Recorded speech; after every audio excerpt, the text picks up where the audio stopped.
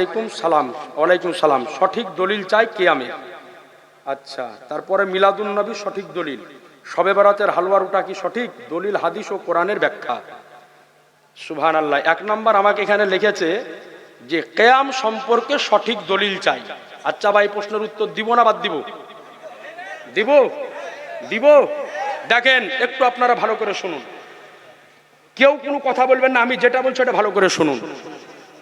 কিয়াম শব্দের অর্থ হচ্ছে দাঁড়ানো। কিয়াম মানে দাঁড়ানো।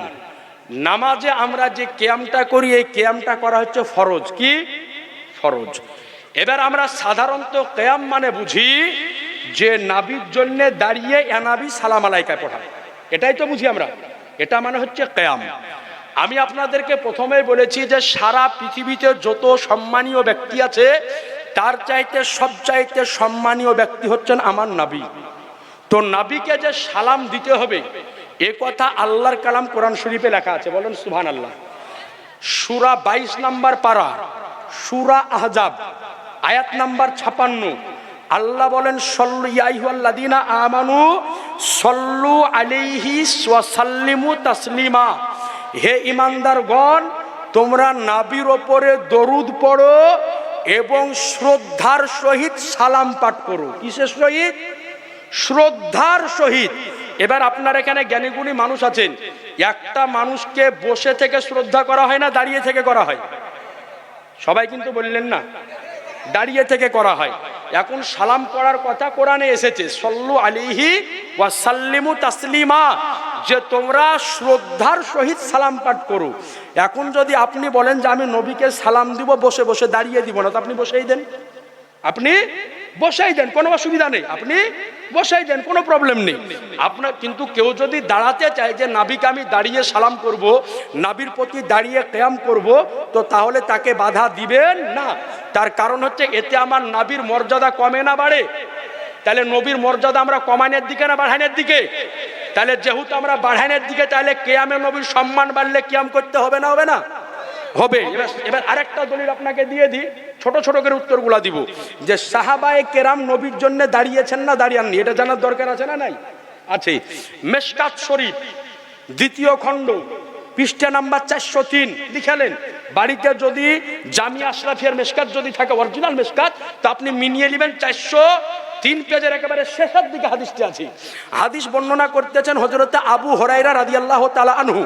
তিনি বলেন যে যখন মসজিদে নববীতে নবী আমাদেরকে হাদিস শরীফ শোনাতেন, তো নবী যখন দাঁড়িয়ে যেতেন, তো নবীর সম্মানার্থে আমরাও দাঁড়িয়ে যেতাম। নবী দাঁড়াতেন, আমরাও দাঁড়াতাম। এরপরে অতক্ষণ দাঁড়িয়ে থাকতাম যতক্ষণ পর্যন্ত নবী আমার কোন স্ত্রীর ঘরে প্রবেশ না করতেন। বলেন সুবহানাল্লাহ। এই হাদিসের ব্যাখ্যাতে হাকিমুল উম্মাত আহমদ ইয়ারখা নাইমি রহমাতুল্লাহ আলাই, তিনার লেখা বিখ্যাত কিতাব মিরাতুল মানাজি 8 খণ্ডে বিভক্ত। এই কিতাবের 7ম খণ্ডের মধ্যে তিনি লিখেছেন, সাহাবায়ে কেরাম যে নবীর জন্য দাঁড়াতেন, ওই দাঁড়ানোটা ছিল তাজিমের জন্য, নবীর সম্মানের জন্য। এটা আমি কিন্তু আমার বাপের বাড়ির কথা বললাম না, কেতাবে যেটা পেয়েছি ওটা বললাম। মানা না মানা ওটা আপনার ব্যক্তিগত ব্যাপার। কথা বুঝলেন? আচ্ছা, তাহলে বুঝে নিলেন এটা হচ্ছে কিয়াম। দ্বিতীয় কথা বলা হয়েছে যে মিলাদুন নবী সঠিক দলিল। দেখেন, আমাদের মধ্যে ভাই বুঝতে ভুল, এই জন্য ঠেলাঠেলি। কিসের ভুল? বুঝার ভুল। মিলাদ শব্দটা হচ্ছে আরবি শব্দ। কি শব্দ? মিলাদ। দেখেন, যত রকমের দল আছে, এখানে অন্য দলের লোক থাকলে আপনি রাগ করিয়েন না, আপনাকে বোঝানোর জন্য বলতেছি, আমি ঝগড়া করতে আসিনি। মিলাদ শব্দটা হচ্ছে আরবি শব্দ। যত রকমের দল আছে, দেওবন্দি ভাইরা বলেন, আহলে হাদিস ভাইরা বলেন, সুন্নি ভাইরা বলেন, হানাফি ভাইরা বলেন, মিলাদ সবাই করে। কেউ ডাইরেক্ট করে, কেউ ইনডাইরেক্ট করে। আমি কিন্তু আপনাকে এটা বুঝিয়ে দিচ্ছি, একটু ধৈর্য সহকারে শুনুন। মিলাদ শব্দের অর্থ হচ্ছে নবীর জন্ম বৃত্তান্ত। নবীর জন্ম বৃত্তান্ত, নবীর জন্ম বয়ান করা, নবী সম্পর্কে বর্ণনা করা, এর নাম হচ্ছে মিলাদ। আচ্ছা বলেন তো, যে এমন কোন দল আছে সেই দল নবী সম্পর্কে বলে না? সবাই বলে। যত দল আছে নবী সম্পর্কে সবাই বলে, তো ওটা আমরা বলি, ওটার নাম দেওয়া হয়েছে মিলাদ। আরবি ভাষায় এটার নাম দেওয়া হয়েছে মিলাদ। তাহলে সকল দলের মানুষ মিলাদ করে। তো এখন বিষয় হলো যে এই যে মিলাদ, এটা আমরা কেন করব, কি কারণে করব? দেখেন ভাই, এখন মিলাদ বলতে গেলে শুধু আপনি ভাবিয়েন না যে রবিউল আউয়ালের দিনেই মিলাদ হয়। আপনি নবীর মিলাদ শুধু রবিউল আউয়ালে কেন পড়বেন? প্রতিদিনই পড়েন, কেউ বারণ করবে আপনাকে? নবীর মিলাদ আপনি প্রতিদিনই করেন, নবীর জন্ম সম্পর্কে আলোচনা প্রতিদিনই করেন, নবীর মক্কা মদিনা সম্পর্কে আলোচনা প্রতিদিনই করেন, নবীর আজকে যুদ্ধের ঘটনা প্রতিদিনই বর্ণনা করেন। যাহা কিছু নবীর জীবনকে নিয়ে আলোচনা করার নামই হচ্ছে মিলাদ। কথা বুঝতে পারলেন? এর নাম হলো মিলাদ। এবার বলেন যে কোন দল আছে যে নবীর জীবনকে নিয়ে আলোচনা করে না? কেউ আছে এরকম?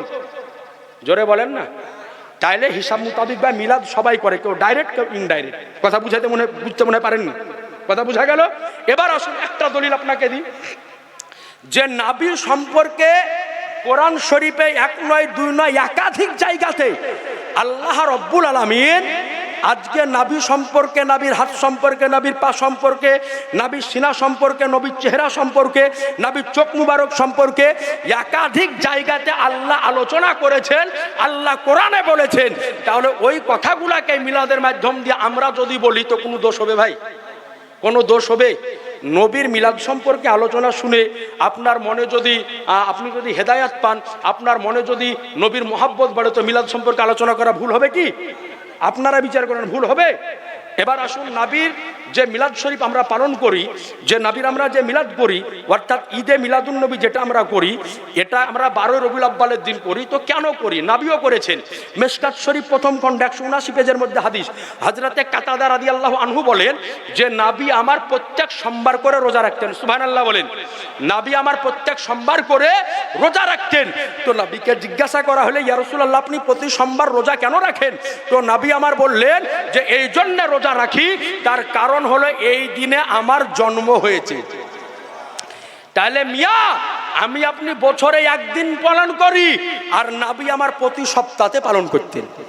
এবার আপনি যদি মনে করেন যে আমিও প্রতি সোমবার রোজা রাখেন, কোনো অসুবিধা নাই, প্রতি সোমবার রোজা আপনিও রাখেন, তাহলে বোঝা গেল যে এই মিলাদ সম্পর্কে অনেক দলিল আছে, আরো বহুত দলিল আছে, ওদিকে বিস্তারিত আলোচনা আমি যেতেছি না। এরপরে প্রশ্ন করা হয়েছে শবে বরাতের হালুয়া রুটি কি? দেখেন, শবে বারাত, আপনাকে বলি যে শবে বারাতের যে হালুয়া রুটি শুধু শবে বরাতে কেনে খাবেন? আপনি প্রতিদিন করে খান।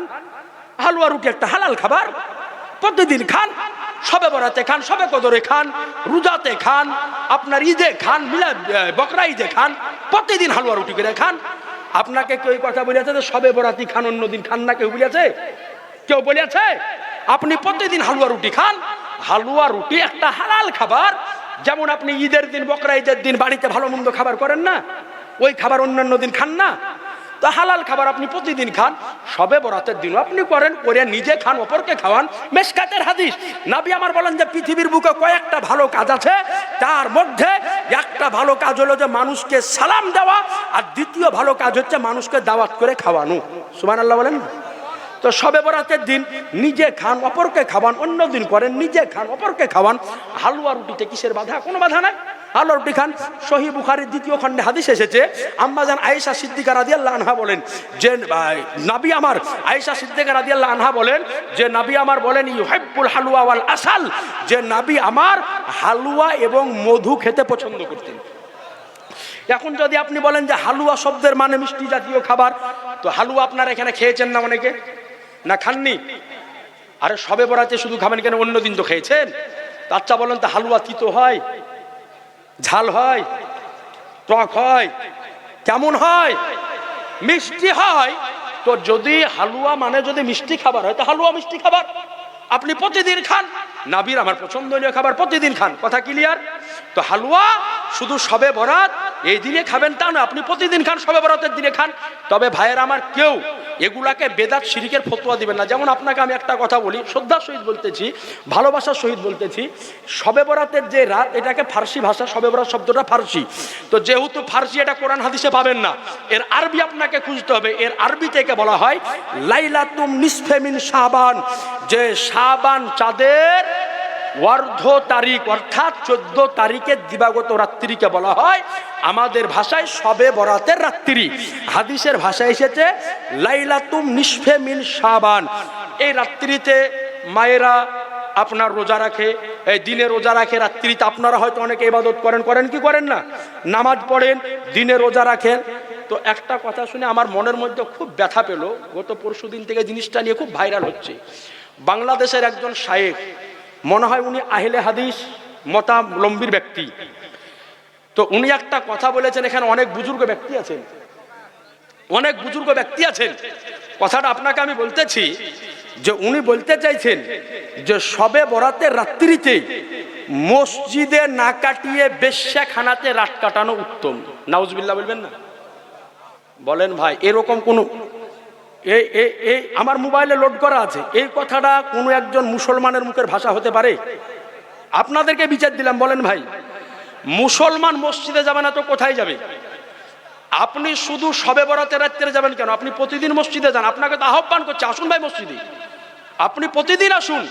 কিন্তু এত বড় কথা বললো যে শবে বরাতের রাত্রিতে মসজিদে না গিয়ে পতিতালয়ে বেশ্যাখানাতে রাত কাটানো উত্তম। বলেন ব্যথা পাবে কি পাবে না? এই কথাই অন্তরে আঘাত লাগবে কি লাগবে না? তো ভাই খবরদার এরকম কথা বলবেন না। দেখেন ভাই, আপনাদের নিকটে আরজ করব, যেটা সঠিক ওটা করুন, যেটা বেঠিক ওটা করিয়েন না, তবে ঠেলাঠেলি করবেন না। একটা কথাই জেনে রাখবেন, যাতে আমার নবীর সম্মান প্রদর্শন হবে, যাতে আল্লাহর নৈকট্য লাভ হবে, সেই কাজ আমরা সকলে করতে রাজি কি রাজি না ভাই? দ্বিতীয়ত হচ্ছে আরেকটা জিনিস, এগুলো হচ্ছে নফল মুস্তাহাব আমল, আপনার মনে চাইলে করেন, না চাইলে না করিয়েন, কিন্তু এই বিষয়ে ফতুয়া দিয়ে মুসলমানদের মধ্যে বিভ্রান্ত সৃষ্টি করবেন না। আপনার মনে চাহেন না, আপনি করিয়েন না। হালুয়া রুটি আপনি খাবেন না, খাইয়েন না। হালুয়া রুটি করবেন না, করিয়েন না। শবে বরাত ইবাদত করবেন না, করিয়েন না।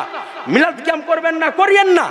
আমরা নবী প্রেমিক, ওলি প্রেমিক মানুষ, যাতে আমার নবীর সম্মান বাড়বে সেই কাজ আমরা একটু করব, ঠিক কিনা ভাই?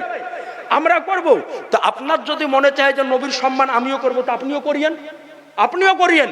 এতে তাই বলে ফতুয়া দিয়ে শিরিক বেদাতের ফতুয়া লাগিয়ে মুসলমানদের মধ্যে বিভ্রান্ত সৃষ্টি কেউ করবেন না। বলেন ইনশাআল্লাহ, জোরে বলেন ইনশাআল্লাহ। একবার দরুদে পাক পড়েন, আল্লাহুম্মা, জোরে জোরে।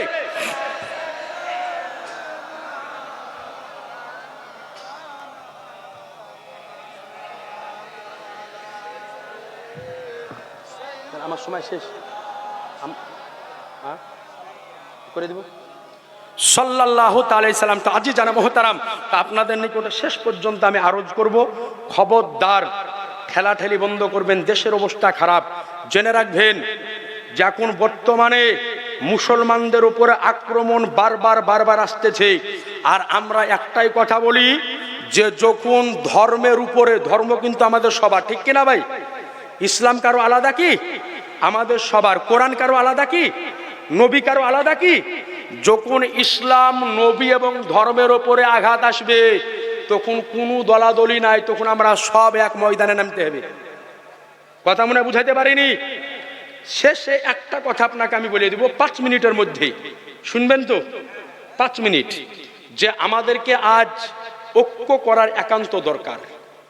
বিশেষ করে যে আজ বর্তমান সময় ইসলামের উপরে, মসজিদের উপরে যে হামলা আসতেছে, এই হামলাকে আমাদেরকে প্রতিরোধ করতে হবে। কারণ যখন আপনার উপরে মায়ের আরম্ভ হবে, তো দেখবে না এই দেবন্দি না বেরেলি, তখন দেখবে যে মুখে দাড়ি, মাথায় টুপি, কেলানি দিয়ে ধরে। কথা মনে বুঝাইতে পারিনি? কথা বুঝতে পেরেছেন? সুতরাং কেউ যদি নফল মুস্তাহাব কাজ যদি করে, তো ও করুক, আপনি ওকে বাধা দিবেন না। প্রয়োজন পড়লে আপনিও করেন। নাবির হাতে একজন ব্যক্তি কালেমা পড়ে মুসলমান হলো, তো বললেন, ইয়া রাসূলুল্লাহ, মুসলমান হবো কিন্তু আমি নামাজ পড়তে পারবো না। এখন কেমন কথা দেখেন তো? বলছে মুসলমান হবো কিন্তু নামাজ পড়তে পারবো না। তো নবী বললেন, যাও, তুমি মুসলমান হও, তোমাকে নামাজ পড়তে হবে না।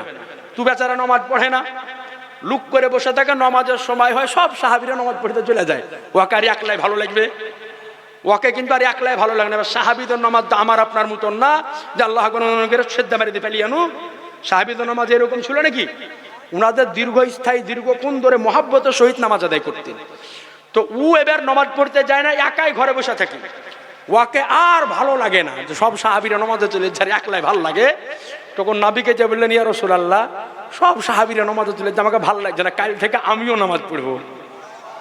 তো বললেন যে ইয়া রাসূলুল্লাহ, কিন্তু একটা শর্ত আছে, নামাজ পড়বো কিন্তু ওযু করতে পারবো না। এক মুসিবত গেল আর এক মুসিবত। তো নবী আমার বললেন যে যাও, তোমাকে কাল থেকে ওযুও করতে হবে না। সুবহানাল্লাহ। তুমি বিনা উযুতে নামাজ পড়ো। বিনা উযুতে নামাজ পড়ার জন্য যেতেছেন, তো দেখতেছেন হযরত আলী রাদিয়াল্লাহু আনহু ওযু বানাতেছেন। তো আমরা ওযুতে হাত ধুই এই পর্যন্ত, কিন্তু আলী রাদিয়াল্লাহু আনহু এই পর্যন্ত, কাঁধ পর্যন্ত হাত ধুচ্ছেন, হ্যাঁ বগল পর্যন্ত। তো আলীকে জিজ্ঞাসা করছেন যে আলী, নবী তো এই পর্যন্ত হাত ধুতে বলেছে, তুমি এই পর্যন্ত কেন ধুচ্ছ? বলে শোনো, নবী আমার বলেছেন যে জায়গাতে ওযুর পানি লাগবে ওই জায়গাকে জাহান্নামের আগুনে জ্বালাতে পারবে না। তো ওই সাহাবী বললেন যদি তাই হয় তো কাল থেকে আমি উযু করবো না, 5 ওয়াক্তের 5 বার গোসল করে নামাজ পড়বো। জোরে বলেন না, জোরে বলেন না গে। তো সুতরাং ভাইরা আমার, আরজ করব যে কাজে আমার নবীর সম্মান প্রদর্শন হবে, নবীর ইজ্জত বাড়বে, নবীর সম্মান বাড়বে, ও কাজ আমরা সবাই করতে রাজি আছি কি নাই? 2 হাত তুলে বলতে হবে আছি কি নাই? সবাই বলেন আছি, জোরে বলেন আছি। তো সুতরাং ভাইরা আমার, যে কাজে নবীর সম্মান বাড়বে সকলে করব। আলহামদুলিল্লাহ। যাই হোক, দীর্ঘক্ষণ আলোচনা আপনাদের সামনে রাখলাম।